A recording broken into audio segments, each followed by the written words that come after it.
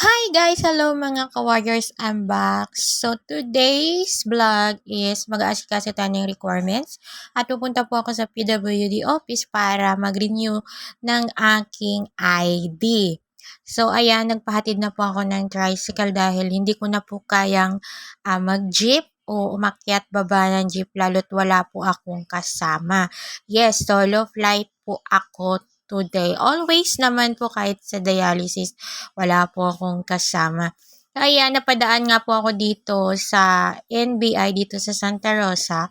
Naalala ko dati na isa rin po ako sa mga nakatayo dyan, nakapila, simula madaling araw hanggang sa makakuha ako ng ano po yan, NBI. Yan, magkatabi po yan, NBI at police station. So, ayan, nakikita nyo, napakaraming pila, ang haba, 'di ba? So hanggang sa loob 'yan. So shout out po sa lahat ng kumukuha ng NBI kahit na minsan sobrang init diyan sa labas. So ayan, pupunta po ako diyan sa tabi ng katabi po 'yan ng police station. Police station or ambulance ba 'yun? Ayan, police station kasabi niya. Yung may kalabaw po dyan na stopwa. Yan, dyan lang po ako bababa dahil re-renew nga ako ng ID. At ito, pakinggan nyo kung anong mangyayari sa akin. Natatawa ako. Magbasa-basa kasi ayan no, yung may kalabaw. Dito kapag sa Santa Rosa ka, dito ako dito ka magre-renew ng ID na PWD. Dito, ayan no, sa may kalabaw. Katabi lang ng police station.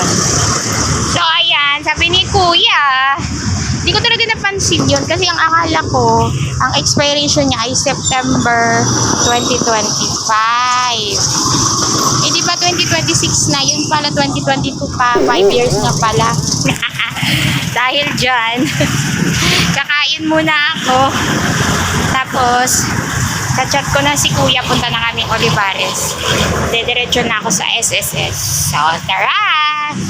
So, ayan na nga po, mga ka-warrior, kain po tayo dahil kailangan ko pong kumain muna bago ako pumunta ng SSS para hindi na po tayo paalis-alis sa pwesto kapag nandun na tayo sa pila para maiwasan na rin natin ang masingitan. So, ayan, kain po muna tayo para bago ako sunduin ni Kuya tapos na akong kumain dahil mahirap kapag ikaw lang mag-isa, so walang papalit sa'yo dun sa pila kapag gusto mo nang kumain or gugutumin ka dahil sa sitwasyon natin mga dialysis patient, hindi tayo pwedeng magpagutom dahil baka bumagsak yung sugar at kung ano-ano pa, kaya kailangan natin ng panglakas ng ating katawan dahil mahina nga po na tayo.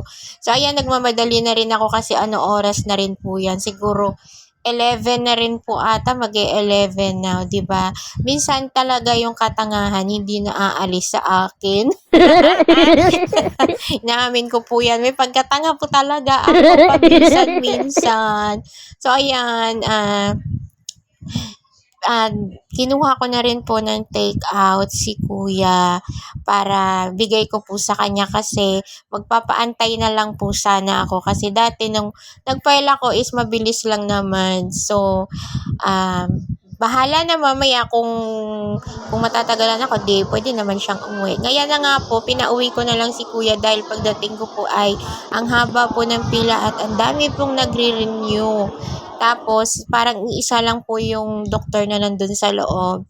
So, ayan, ang dami pong taong nakapila kaya pinauwi ko na lang po si Kuya Emil at i-chat ko na lang siya para sunduin ako. At ayan na nga po, natapos po ako is alas 3 at babalik ako next week dahil meron po akong isang requirements na nakalimutan. So, sayang yung oras ko doon na pila. Ang sakit ng katawan ko, grabe. At syempre, ayan, pauwi na kami at nakikita nyo naman ang traffic. Ayan lang po, maraming salamat.